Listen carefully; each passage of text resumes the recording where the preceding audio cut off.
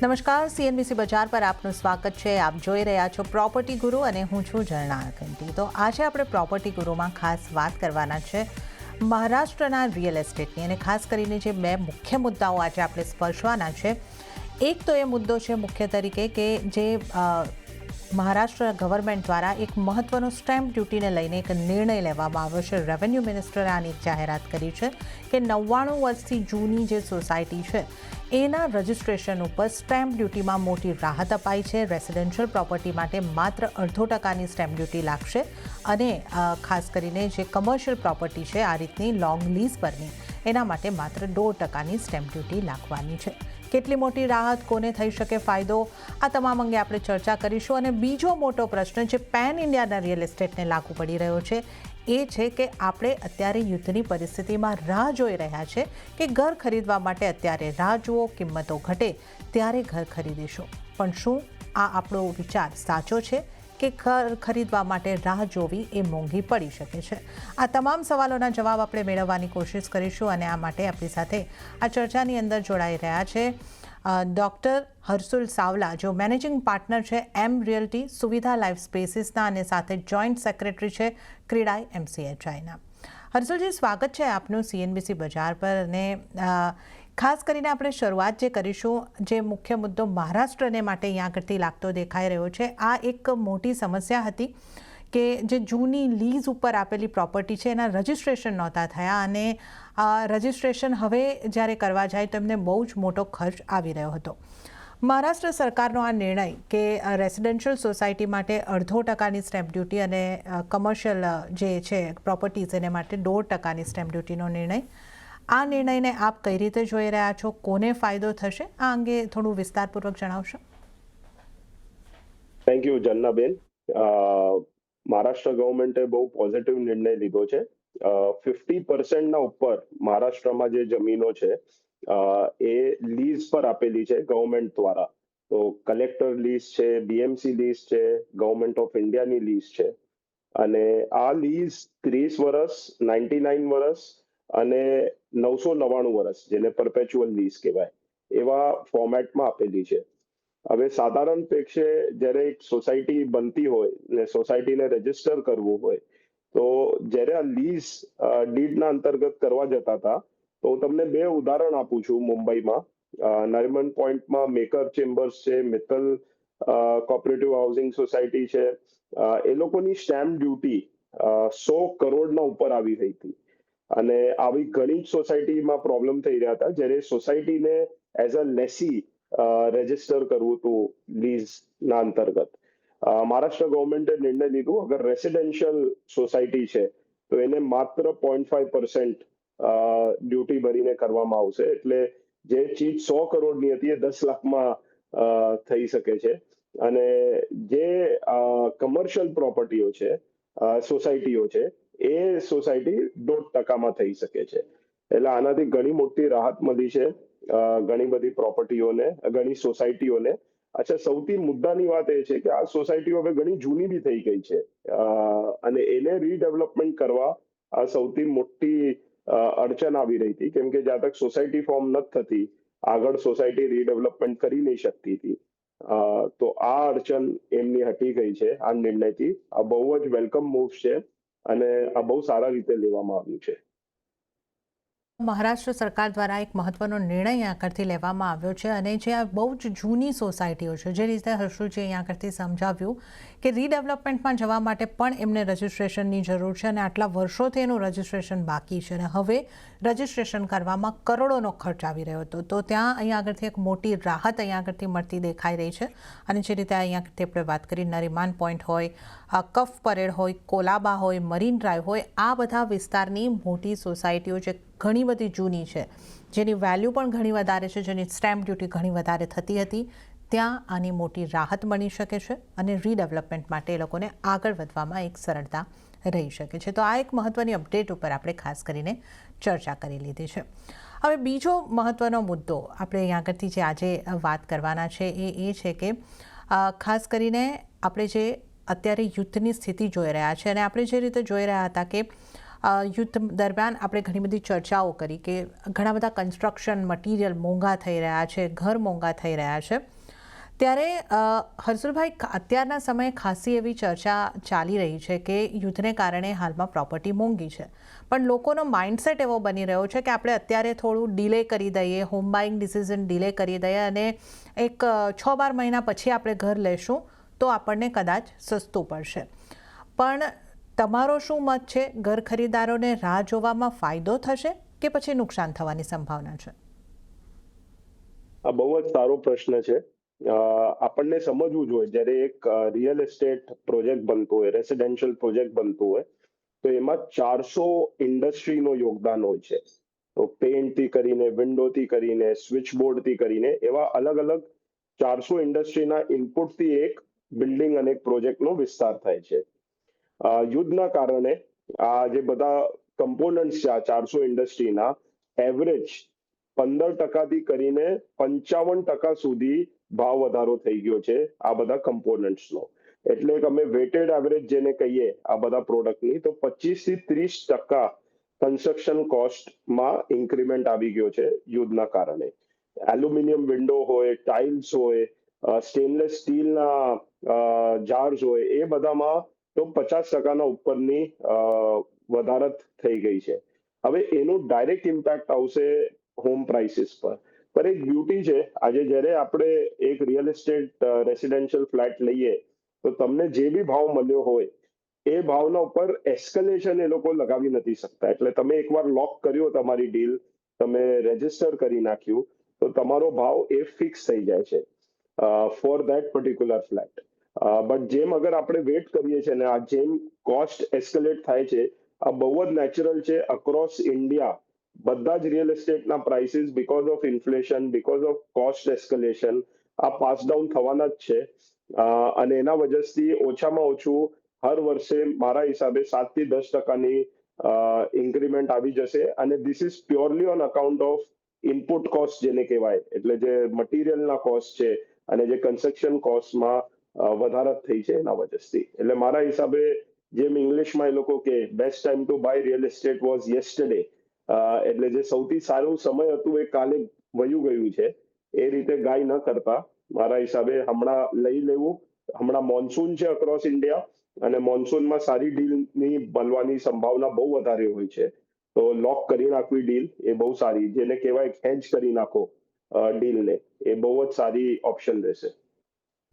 Okay, તો આપણે અહીં આગળથી જે વાત કરી રહ્યા છે કે રાહ જોવાની જે તમારી જો વિચારસરણી હોય કે થોડી રાહ જોવામાં ફાયદો થશે, પણ એવું થવાનું સંભાવના ઓછી છે. મોન્સૂન દરમિયાન પણ તમને ડિસ્કાઉન્ટ મળતા હોય છે. અને જે મહત્ત્વનો મુદ્દો હર્ષુલજી અહીં આગળથી સમજાવ્યો છે કે આજે તમે જે પ્રાઇસ પર તમારી ડીલ લોક કરી દેશો એ જ પ્રાઇસ પર તમને તમારું પોઝિશન જ્યારે મળવાનું છે ત્યારે મળવાનું છે. તો એને કારણે અહીં આગળથી જલ્દી લેવું ઘર એ એક ફાયદાનો સોદો હોઈ શકે છે.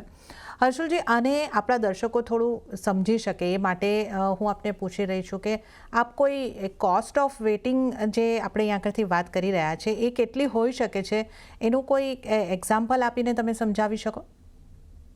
હું તમને કેલ્ક્યુલેશન આપું છું. હમણાં જે રીતે બધા કોસ્ટ વધી રહ્યા છે, ઓવરઓલ જેને આપણે ઇન્ટરેસ્ટ કહીએ કે હોમ લોનના રેટ્સ કહીએ, એ બી મારા હિસાબે હર 3 કે 6 મહિને વધી રહ્યા છે. એનું સૌથી મોટું કારણ છે કે બધા ઠેકાણે મોંઘવારત આવવાના વજહથી વ્યાજના દર બી વધી રહ્યા છે.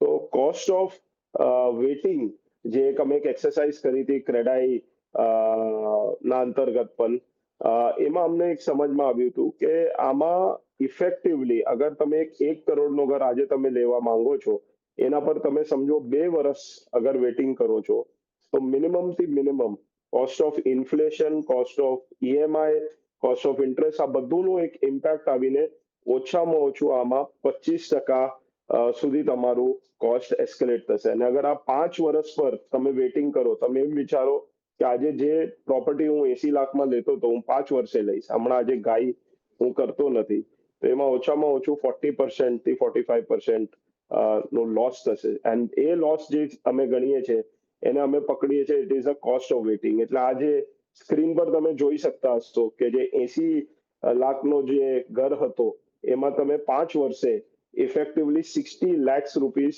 વધારે આપ્યા છે, જ્યારે તમે ટોટલ કેલ્ક્યુલેશન ઇવેલ્યુએટ કરશો. એટલે જેટલાનો ફ્લેટ હતો એટલા જ કોસ્ટ તમે એક્સ્ટ્રા આપીને 5 વર્ષ બી વેઇટ કર્યું અને તમે એટલું એક્સ્ટ્રા કોસ્ટ આપ્યું અને એ 5 વર્ષમાં તમે રેન્ટ ચૂકવ્યું છે ક્યાંક તો એટલે આનું લોસ ડબલ કહેવાય એ રીતે. તો મારા હિસાબે ફાઇનાન્શિયલી હમણાંની પરિસ્થિતિ જોઈને, જે રીતે હમણાંના મેક્રો એન્વાયરમેન્ટ છે એને જોઈને, અગર તમારી ઘર લેવાની ઈચ્છા છે તો ભાવ પડશે એ વિચારીને ડીલે કરીને આમાં કોઈ જ લાભ નથી થવાનો. આજે મોન્સૂનના પીરિયડમાં જે બેસ્ટ તમને સ્કીમ મળી શકે, ઓફર મળી શકે, એ લઈને લોક કરી નાખું છું. ઓકે, તો આપણે એક એક્ઝામ્પલની અહીંયા આગળથી વાત કરી કે અહીંયા આપણે ફરી એક વખત ટૂંકમાં સમજાવી લઉં કે આજે તમે જે 80 લાખનું ઘર લેવાનું વિચારો છો, 5 વર્ષ પછી એની કિંમત લગભગ 1,12,00,000 સુધી થઈ શકે છે. તમારું EMI પણ વધી જશે, જે અત્યારે 55,000ની આસપાસ આવવાનું છે એ ત્યારે 76,000ની આસપાસ આવશે. એટલે તમારો કુલ વ્યાજ જે છે એ તમે ટોટલ સુધી ભરશો એ 68.65 લાખની જગ્યાએ 1.5 કરોડ સુધી પહોંચી જશે અને આને કારણે કુલ કિંમત છે આ જ સેમ સાઇઝના ઘરની તમારી અત્યારે 1.48 કરોડ તમે ચૂકવશો લોન પૂરી કરીને વ્યાજ સાથે, એ સમયે 5 વર્ષ પછી 2,17,00,000 સુધી પહોંચી શકે છે. તો આ આપણે અહીંયા આગળથી એક એક્ઝામ્પલ કોસ્ટ ઓફ વેઇટિંગની ખાસ કરીને વાત કરી છે. તો હર્ષુલભાઈ, આ રિયલ એસ્ટેટમાં એન્ટ્રીનો બેસ્ટ ટાઈમ કયો? જે રીતે તમે કહ્યું કે ગઈકાલે એ બેસ્ટ ટાઈમ હતો, પણ હવે ગઈકાલ તો જતી રહી છે, તો હવે કઈ રીતે નક્કી કરવું કે હવે શું કરવું, ક્યારે ઘર ખરીદવું અને કેવી રીતે આ ડિસિઝન મેકિંગ આપણા દર્શકો કરી શકે? મારા હિસાબે આમાં આપણને કોઈ બી પ્રકારનું ફોમો ન કરવું જોઈએ, જેને કહેવાય ફિયર ઓફ મિસિંગ આઉટ. તો કેમ કે બધા લઈ રહ્યા છે એટલે આપણને લેવું એ જરૂરી નથી. આપણને આપણી આર્થિક પરિસ્થિતિ બી સમજવી જોઈએ. આપણું એક લોંગ ટર્મ ઇન્કમ ફ્લો રહેવાનો છે, સ્ટેબિલિટી છે એ જોવી જોઈએ. કેમ કે અનસ્ટેબલ એન્વાયરમેન્ટમાં સૌથી પહેલા જોબ માર્કેટમાં ઇમ્પેક્ટ આવે છે અને એના વજહથી અગર આપણું EMI કોઈ બી એક સાધારણ હોમ લોનની EMI 15 થી 20 વર્ષ ચાલે છે, તો એક લોંગ ટર્મ વ્યૂ હોવો જોઈએ. અને ત્રીજું, રેન્ટમાં તમે અગર આપો છો એના બદલે ઘર લઈ રહ્યા છો તો એ બહુ જ સારો સેન્ટિમેન્ટ છે ને એના હિસાબે ડિસિઝન લેવું જોઈએ. પણ અગર આપણું ફાઇનાન્શિયલ કેલ્ક્યુલેશન, સ્ટેબિલિટી અને લોંગ ટર્મ વ્યૂ નથી, તો મારા હિસાબે ગાઈ કરીને ઘર ન લેવું જોઈએ, કેમ કે એ ડિસિઝન વધારે રિગ્રેટફુલ થશે. તો આમાં એ જોવું જોઈએ. બટ માત્ર ભાવ પડી જશે એના માટે વેટ કરવાના અગર ભાવ હોય તો મારા હિસાબે એ ડીલે કરવું લોસ મેકિંગ થશે. અને હિસ્ટોરિકલી વર્લ્ડ ઓવર જોવામાં આવ્યું છે, ઇન્ડિયાની ખાસ કરીને હિસ્ટ્રી લો કે કોઈ બી ટિયર 1 સિટીની હિસ્ટ્રી લો, ભાવ રિયલ એસ્ટેટના ક્યારે પડ્યા નથી, ભાવ હંમેશા વધ્યા છે. તો વેટ જે બી કર્યા છે એ લોકોને હંમેશા નુકસાની જ થઈ છે. હર્ષુલજી, આપના દ્વારા એક આપણે જ્યારે ચર્ચા કરી રહ્યા હતા, આ શો પહેલાં આપણે એક વખત ચર્ચા કરી રહ્યા હતા અને આપે એક ખાસ ઉલ્લેખ કર્યો હતો કે રિયલ એસ્ટેટના ઇકોનોમિક્સ હવે બદલાઈ રહ્યા છે. આપને વિનંતી કરીશ કે આ આપના જે કહેવાનો છે અર્થ શું થાય છે, આપણા દર્શકો સમજી શકે એ રીતે કઈ રીતે રિયલ એસ્ટેટના ઇકોનોમિક્સ બદલાઈ રહ્યા છે? રિયલ એસ્ટેટનું ઇકોનોમિક્સ કોઈ બી ચીજનું છે ને હંમેશા એક ડિમાન્ડ સપ્લાય પર નિર્ધારિત હોય છે. અને જ્યારે આપણે ડિમાન્ડ સપ્લાયની વાત કરીએ તો જે રીતે ઇન્ફ્રાસ્ટ્રક્ચર વધી રહ્યું છે, અને ઇન્ફ્રાસ્ટ્રક્ચર મહારાષ્ટ્રમાં તો બહુ વધારે ગતિથી વધી રહ્યું છે, પણ ઓવરઓલ ઇન્ડિયામાં જે રીતે ઇન્ફ્રાસ્ટ્રક્ચર આવી રહ્યું છે, ઇન્ફ્રાસ્ટ્રક્ચરથી નવા માઇક્રો માર્કેટનું નિર્માણ થાય છે, નવી કંપનીઓ આવે છે, પોપ્યુલેશન આવે છે, જોબ્સ આવે છે અને એના વજહથી એક નવી રિયલ એસ્ટેટની માર્કેટ બને છે અને ત્યાં ગ્રોથ આવે છે. તો ઘણીવાર આપણે સાંભળીએ છીએ કે રિયલ એસ્ટેટ રેસિડેન્શિયલમાં મને બહુ બધું વધારે કેપિટલ અપ્રિસિએશન મળ્યું. એનું કારણ એમ હોય છે કે જ્યાં બી ઇન્ફ્રાસ્ટ્રક્ચર આવે છે ત્યાં અપ્રિસિએશન થવાની સંભાવના 100% છે. અને એ રિયલ એસ્ટેટ ગ્રોથ એના વજહથી થઈ જાય છે કેમ કે જેમ લોકો વધે છે તેમ બધા જ પ્રકારની રિયલ એસ્ટેટની રિક્વાયરમેન્ટ આવે છે અને સૌથી બેઝિક છે એમાં ઓફિસ અને હાઉસિંગ. તો મારા હિસાબે આપણને જ્યારે બી ઇન્વેસ્ટમેન્ટ કરવું જોઈએ તો રિયલ એસ્ટેટ ઇકોનોમિક્સ એક જ ચીજ કે છે, તમે ઇન્ફ્રાસ્ટ્રક્ચરને ટ્રેક કરો. હમણાંની જે ગવર્મેન્ટ છે ઇન્ફ્રાસ્ટ્રક્ચર પર બહુ વધારે પુશ આપે છે અને એના વજહથી જે રિયલ એસ્ટેટમાં ગ્રોથ 25 વર્ષમાં થાય છે એ નોર્મલી આપણને 10 વર્ષમાં દેખાઈ રહી છે અક્રોસ ઇન્ડિયા. અને ખાસ કરીને ટિયર 2 અને ટિયર 3 સિટીઝમાં આ પેટર્ન તો ઓર સ્ટ્રોંગલી ઓબ્ઝર્વ કરવામાં આવી છે. ઓકે, એટલે હવે આપણે જે રીતે જોઈ રહ્યા છે કે ઇન્ફ્રાસ્ટ્રક્ચરનો વધારો થવાથી આપણે જોઈ રહ્યા છે કે જે ટિયર 1 સિટી છે એનો તો આપણે વિકાસ જોઈ જ રહ્યા છે, પણ જે ગ્રોથ છે એ વધારે હવે પૂર ઝડપે ટિયર 2 અને ટિયર 3 સિટીની અંદર પણ થઈ રહ્યો છે. તો આ બધા રીતે તમે જોશો તો રિયલ એસ્ટેટના ઇકોનોમિક્સ અહીંયા આગળથી બદલાતા દેખાઈ રહ્યા છે. હર્ષુલજી, બીજો એક મહત્ત્વનો સવાલ જે છે, જે પાછલા આપણે થોડા સમયથી અહીંયા આગળથી જોઈ રહ્યા છે કે ઘરની જે ડિમાન્ડ હતી, એક સમયે એક નાના ફ્લેટ અફોર્ડેબલ હોમ્સની બાઇંગ આપણને થતી દેખાતી હતી, અને હવે આપણે જે જોઈ રહ્યા છે કે એક સ્માર્ટ હોમ જેને કહી શકીએ એ રીતના ઘર લોકો ઈચ્છી રહ્યા છે. અત્યારે જે ગઈકાલે જ એક નાઇટ ફ્રેન્કનો રિપોર્ટ આવી ગયો છે, અને હવે આપણે જોશું કે અલગ અલગ રિપોર્ટ્સ આવશે જેમાં પણ દર્શાવાઈ રહ્યું છે કે 1 કરોડ 2 કરોડ એનાથી મોંઘા ઘરોની ડિમાન્ડ પણ વધી રહી છે, સપ્લાય પણ વધી રહી છે. તો આજના ગ્રાહકોને કેવા ઘર જોઈએ છે? ડેવલપર્સ હવે એમની કેવી ડિમાન્ડ ઉપર ફોકસ કરીને ઘર બનાવી રહ્યા છે? આમાં 3-4 ચીજો છે. પહેલી વસ્તુ, પેન્ડેમિકના પછી લોકોને ઘરના અંદરની જગ્યા વધારે હોવાના ફાયદા સમજમાં આવ્યા છે. એક ટ્રેન્ડ થઈ ગયો હતો કે લોકો બજેટ સેન્ટ્રિક થઈ ગયા હતા અને એના વજહથી કોમ્પ્રોમાઇઝ કરીને નાના ઘર લઈ રહ્યા હતા. પર છેલ્લા 5 વર્ષમાં ખાસ કરીને પેન્ડેમિક પત્યા પછી બહુ સ્ટ્રોંગ ટ્રેન્ડ ઇમર્જ થયું છે. બેલ્કની વાળા ઘર, મોટા ઘર, બેડરૂમ મોટા હોય, સ્પેસીસ વધારે હોય, કોમન એરિયા ઘણું બધું હોય, ક્લબ હાઉસ એમ્યુનિટીઝ હોય, એ બધા ચીજ પર મહત્વ બહુ વધારે થયું છે. લોકો આગાસી પર જતા નહીં હતા, ટેરેસ પર જતા નહીં હતા. હવે આજકાલ બધા જ પ્રોજેક્ટમાં ટેરેસ એમ્યુનિટીથી લોડેડ થઈ રહી છે. તો આ બધા ચેન્જીસ આવ્યા છે. ઘર માત્ર હવે 4 દીવાર રહી નથી. જેને અમે કહીએ કે હાઉસ હવે હોમ થઈ ગયું છે. લોકો ઘરને એક લાઇફસ્ટાઇલ પ્રોડક્ટ જેવી રીતે જોઈ રહ્યા છે.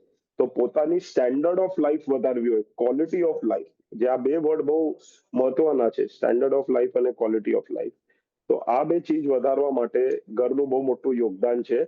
અને ઘર માત્ર હવે રહેવાની એક વસ્તુ નથી રહી. ઘર એક લાઇફસ્ટાઇલ અને ક્વોલિટી ઓફ લાઈફ વધારવાની ચીજ રીતે જોઈ રહ્યા છે. તો એના વજહથી જે પ્રોજેક્ટ્સ બી આવી રહ્યા છે એ આ બે ચીજ પર ફોકસ કરે છે. વેલનેસ હોમ્સ કરીને કોન્સેપ્ટ ચાલુ થઈ ગયા છે. Environment friendly, air quality better હોય, તમને એક ઓવરઓલ એક્સપિરિયન્સ પૂરી ફેમિલી માટે, બધા એજ ગ્રુપ માટે સારો મળે, હર એજ ગ્રુપ માટે કંઈક એક્ટિવિટી હોય, એવા પ્રોજેક્ટ્સ જોવામાં આવે છે. અને વધારેમાં વધારે ધ્યાન આપવામાં આવે છે કે બેલ્કનીઝ હોય, વેન્ટિલેશન હોય, ક્રોસ વેન્ટિલેશન હોય, હવા ઉજાસ સારો હોય, અને એવી પ્લાનિંગ પર વધારે ધ્યાન આપવામાં આવે છે. એટલે મારા હિસાબે આ બહુ જ સારો ટ્રેન્ડ છે જે 5 વર્ષ પૂર્વે ચાલુ થયો છે, અને આ ટ્રેન્ડ અક્રોસ ઇન્ડિયા તમને જોવા મળશે. ઓકે, તો સ્માર્ટ હોમ, ફેસિલિટીઝવાળા હોમ અને વેલનેસ હોમની હવે અહીંયા આગળથી ડિમાન્ડ વધી રહી છે, અને સાઇઝમાં પણ થોડા મોટા ઘરો લોકોને હવે પસંદ આવી રહ્યા છે. એક મહત્ત્વનો સવાલ આપની પાસેથી આપણે પૂછી લેવો તો આપની પાસેથી જાણવું હતું કે આપણે મુંબઈની વાત કરીએ તો મુંબઈની અંદર ઘણું બધું રીડેવલપમેન્ટ ચાલી રહ્યું છે. તો આપણે જે ઘર ખરીદારોની અહીંયા આગળથી ખાસ ચર્ચા કરી રહ્યા છે, પોતાના રહેવા માટે તો જેટલું જલ્દી તમે ઘર લો એટલું યોગ્ય જ છે, પણ શું રેન્ટલ ઇન્કમ ડેવલપ કરવા માટે પણ ઇન્વેસ્ટર તરીકે પણ ઘર લેવા જોઈએ? મારા હિસાબે રિયલ એસ્ટેટમાં અલગ અલગ એસેટ ક્લાસીસ છે. ઘર એક છે, એમ ઓફિસ છે, ડેટા સેન્ટર્સ છે, રીટ્સ છે. એવી રીતે ઘણા વિભિન્ન પ્રકારના એસેટ ક્લાસીસ અવેલેબલ છે. ઘરમાં માત્ર રેન્ટલ ઇન્કમ માટે આપણને ઇન્વેસ્ટમેન્ટ રીતે ન જોવું જોઈએ. ઘરમાં એક બીજો બહુ મોટો ફેક્ટર છે, કેપિટલ અપ્રિસિએશન. તો જે ઓવરઓલ ગ્રોથ છે એ આ બે ચીજનો કોમ્બિનેશન છે, કેપિટલ અપ્રિસિએશન અને રેન્ટલ ઇન્કમ. રેન્ટલ ઇન્કમ હમણાં ઓલમોસ્ટ દોઢી કે ડબલ થઈ ગઈ છે બીકોઝ ઓફ રીડેવલપમેન્ટ બૂમ જે મુંબઈમાં ચાલી રહી છે. એટલે લોકોને રેન્ટ પર ફ્લેટ મળી નથી રહ્યા, એટલે સારા પ્રોજેક્ટ્સમાં રેન્ટ ઓલમોસ્ટ ડબલ થઈ ગયા છે. પણ મારા હિસાબે માત્ર રેન્ટલ ઇન્કમ જોઈને ઇન્વેસ્ટ ન કરવું જોઈએ. આપણને કેપિટલ અપ્રિસિએશન માટે ક્યારે બી ઇન્વેસ્ટ કરવું જોઈએ, અને એ કેપિટલ અપ્રિસિએશન આપણને જે મુંબઈ 3.0 કહેવાય અથવા જ્યાં બી નવો ઇન્ફ્રાસ્ટ્રક્ચર આવી રહ્યો છે, દાખલા તરીકે મુંબઈમાં હમણાં 12 થી 15 પ્રકારના ઇન્ફ્રાસ્ટ્રક્ચર પ્રોજેક્ટ આવી રહ્યા છે. કોસ્ટલ રોડ કો, મોનોરેલ કો, અતલ સેતુ કહો, કોસ્ટલ રોડના એક્સટેન્શન કહો, ઘણા બધા બ્રિજીસ અને ઘણું બધું કનેક્શન થઈ રહ્યા છે. તો જ્યાં જ્યાં ઇન્ફ્રાસ્ટ્રક્ચરનો ભાર આવે છે, બુલેટ ટ્રેન આવી રહી છે, જ્યાં બી ઇન્ફ્રાસ્ટ્રક્ચરનો ભાર છે એ બાજુ ઇન્વેસ્ટ કરવું જોઈએ. ત્યાં આપણને પુષ્કળ કેપિટલ અપ્રિસિએશન મળશે અને મારા હિસાબે ઇન્વેસ્ટમેન્ટ સ્ટ્રેટેજી રાઈટ પડશે. ઓકે, તો હવે આપણે જે રીતે જોઈ રહ્યા છીએ, આપણે અહીંયા આગળથી ઘણી બધી વાતો કરી છે. એક, આ શોના તમામ નિષ્કર્ષની જો આપણે વાત કરી લઈએ તો જે ગ્રાહકોએ ઘર ખરીદારીનો નિર્ણય લેવાનો છે, જેટલું વહેલું તમે ઘર લેશો એટલું તમને સારું પડશે. પ્રાઇસની વાતથી કરીએ તો બીજી વસ્તુ અહીંયા આગળથી એ છે કે ખાસ કરીને તમારે ઘર કોણે ખરીદવું, કોણે થોડા નિર્ણયને ડિલે કરવો, એની જો વાત કરીએ તો તમારે ફાઇનાન્શિયલ પ્રમાણે અહીંયા આગળથી તમે આ નિર્ણય લઈ શકો છો. અને રેન્ટલ ઇન્કમના ઉદ્દેશ્યની સાથે સાથે કેપિટલ એપ્રિશિએશનને પણ ધ્યાને રાખીને જો તમારે ઇન્વેસ્ટમેન્ટ કરવું હોય તો કરી શકો. આ ઉપરાંત પણ રિયલ એસ્ટેટમાં રોકાણના ઘણા વિકલ્પો ઉપલબ્ધ છે, એના વિશે પણ તમે જાણીને આ નિર્ણય લઈ શકો છો. ત્યારે જ હર્ષુલજી, ખૂબ ખૂબ આભાર આ સમગ્ર જાણકારી ડિટેલ અમને આપવા બદલ અને અમારા દર્શકો સુધી પહોંચાડવા બદલ, સમય ફાળવી અમારી સાથે જોડાવા બદલ આપનો ખૂબ ખૂબ આભાર. તો સાથે જ પ્રોપર્ટી ગુરુના આ એપિસોડની અંદર તો હાલ પૂરતું આટલું જ, પણ આવતા સપ્તાહ આપણે ફરી મળીશું એક રિયલ એસ્ટેટને લગતા નવા ટોપિક ઉપર એક વિગતવાર ચર્ચા સાથે. ત્યાં સુધી મને આપશો રજા, પણ આપ જોતા રહો CNBC બજાર. નમસ્કાર.